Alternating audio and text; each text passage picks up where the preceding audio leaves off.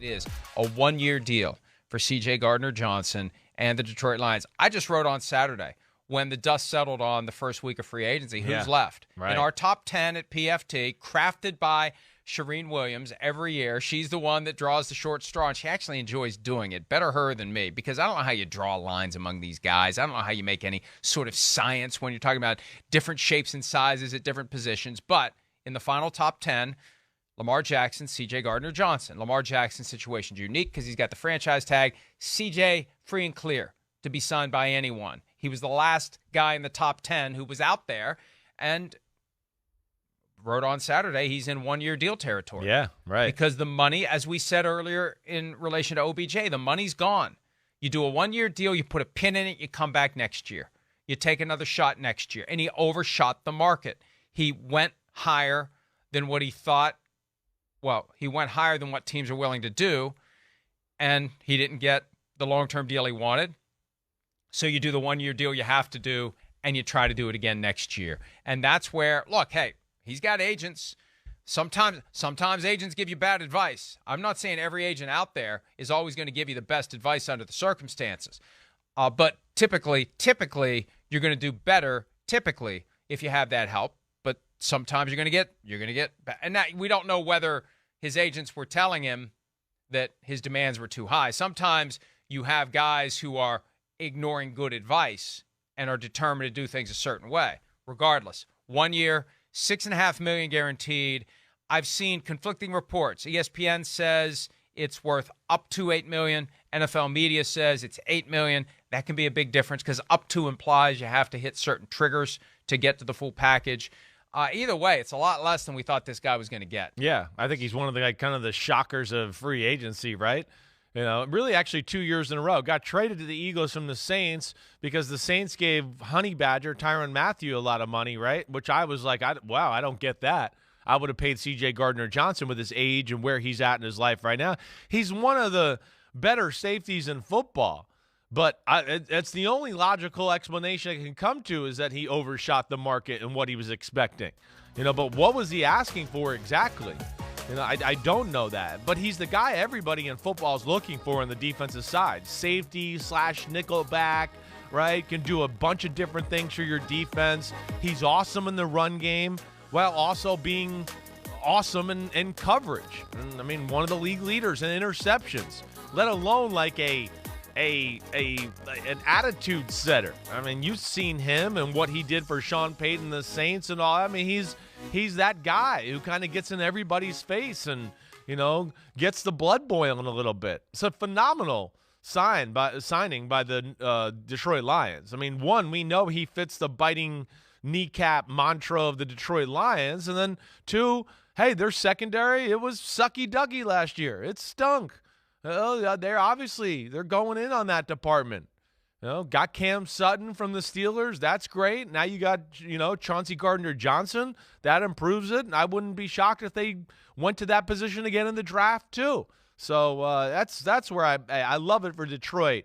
But, yeah, I don't know what he was asking for, Mike, but I know I certainly look at safeties in football and go, wow, they're making this. He's every bit as good as that guy or should make more. I'm not saying he's Minkah Fitzpatrick or Jamal Adams or Derwin James, but, you know, he's that next group of guys for me as far as, you know, the safety conversation goes in the NFL.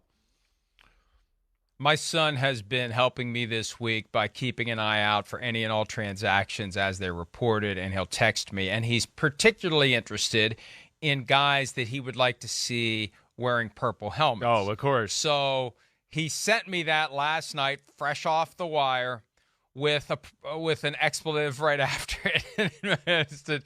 He's 26. He can get away with that. And, of course, talking to the guy who was. I mean, what are you trying to explain yourself to me? I mean, geez. So anyway, he sends me the tweet with F-K, and I tried to make him feel better about it. And his quote was, "He's a difference maker," and he's right. And how can you get a difference maker for up to $8 million on a 1-year deal? Reuben Frank tweeted last night, "I'm told the Eagles did indeed make an offer at the start of free agency, but it wasn't what CJ wanted, and he turned it down. And by the time he realized he misjudged the market, the Eagles had moved on to other priorities. So he signed for less with Detroit. That's what Reuben Frank had to say last night. It's unfortunate if it happened.